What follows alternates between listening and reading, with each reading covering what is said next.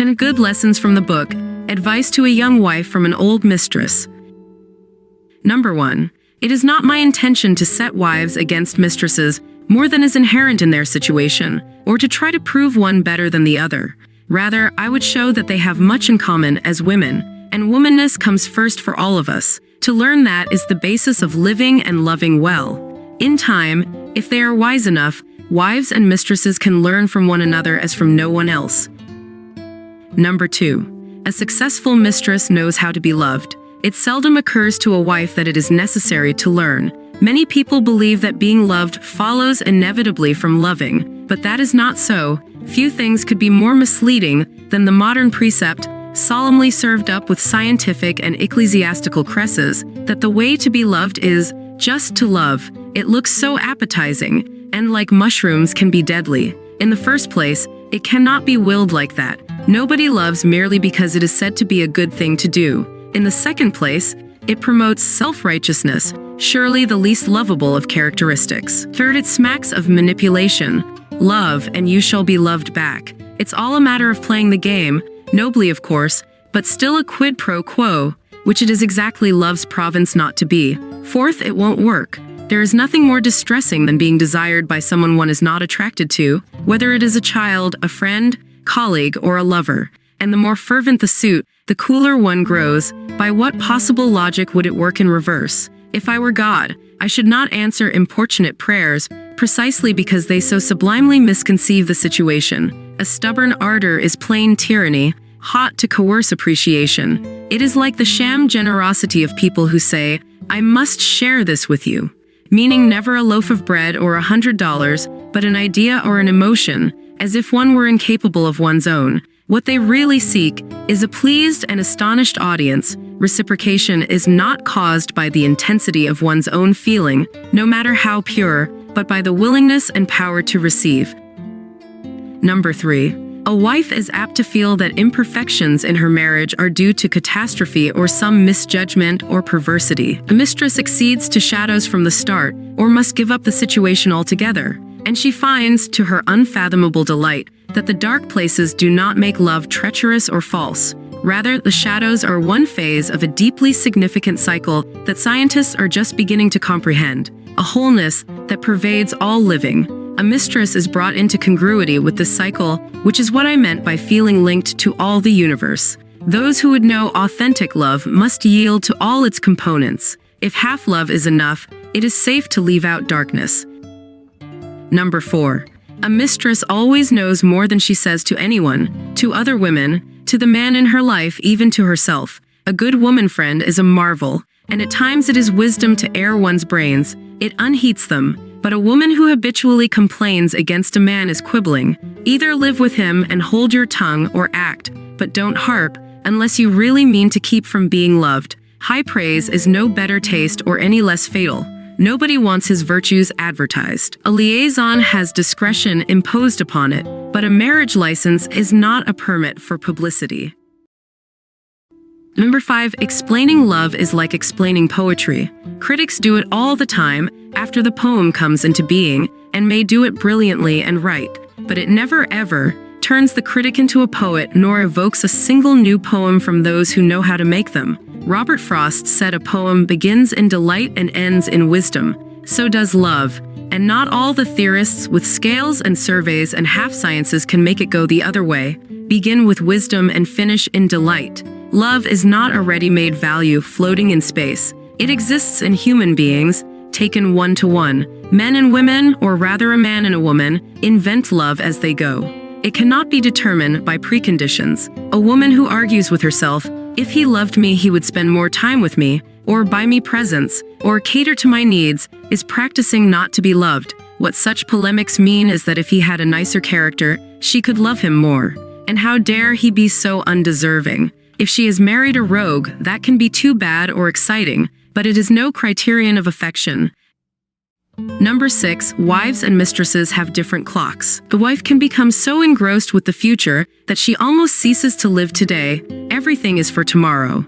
The children's education, the bigger house, next year's promotion, retirement, the long focus upon some event not yet arrived. A mistress lives perhaps too much in the present, But this very immediacy, physical and spiritual, is a lodestar. More than one man has said or thought that with his mistress he at least knows himself alive. The present is all that really can be known, and though it is perceived in blocks of time, not moments, dragging around the future wears upon it as much as dragging around the past.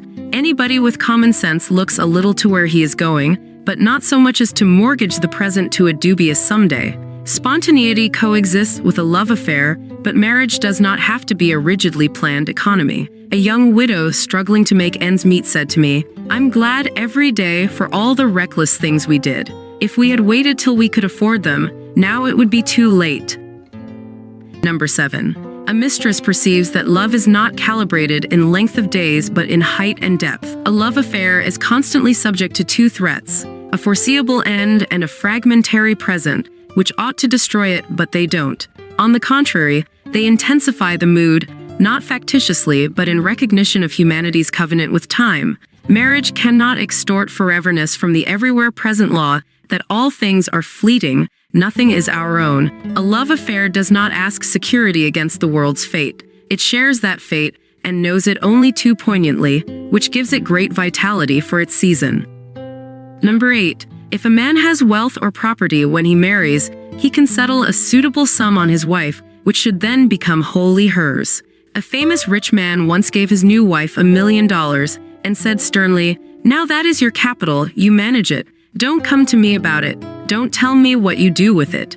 Having earned his fantastic wealth himself, he knew that money is not only freedom, it is a demand for judgment and control from the one who holds it. In short, for attaining a fuller stature. Most couples don't operate at such dizzy heights, but one satisfactory thing about money is that its principles are the same, whether the amount is $500 or $500 million. A wife may be given an allowance, however modest, for which she is accountable to no one. This is not a handout, it is fully earned. The usual arrangement is for the wife to work even if only part-time, and to utilize the income commensurate with the household, the husband's salary, and so on. One wife I know tutors students, banking executives, and oil company employees in Spanish without leaving her house, and has made from $3,000 to $7,000 every year of her married life. She has used part of it for travel, alone or with a woman friend, and when her children were small, to pay a full-time housekeeper while she was away. Number 9. Sex is and is not love, somewhat as money is and is not wealth. So then, with 1,000 wishes to be somewhere else, I venture upon thin ice. Do not take anything I say into yourself unless it fits some hollow or mold you have scooped out by your own temperament. Help me thus far to be faithful to myself, to you, to our mercurial subject. It used to be that unmarried women were sheltered by their married sisters from the realities of physical love, both its details and its implications. Now the positions are somewhat reversed. Wives are the naive, almost the ignorant ones. It is frequently their experience that is narrower without their recognizing it. They take a smattering of Freudian psychology as warranty for sex as a fixed fact instead of a continuing relationship, evolving, changing, becoming. They suppose, if they bother to think about it, that sex at 40 is the same thing it is at 20, and that is idiotic. What Freud expounded, alas, was not so much sexuality as immaturity. Where there is a failure to achieve adulthood, it will be evidenced in all aspects of life, sex included. But it does not follow that immature sex is any more natural or authentic than immature language or eating habits. Because one can read, it does not make one knowledgeable about great literature. Number 10. Men are more apt to be romantic, I think, than women, partly because biologically they can afford to be. At all events, men invented romance, women did not, and it behooves us to speak low. Love is a kind of knowledge of another who is in one sense oneself. The knowledge is never total, but it is quite perfect in its sphere. It can be illogical, unreasonable, unmerited, inauspicious, and disorderly, and still retain that perfection, still be love. Take care how you rationalize it. Love is never debated into existence. If you haven't subscribed to our channel, you probably will not see us again. If you have, congratulations, you are growing every day.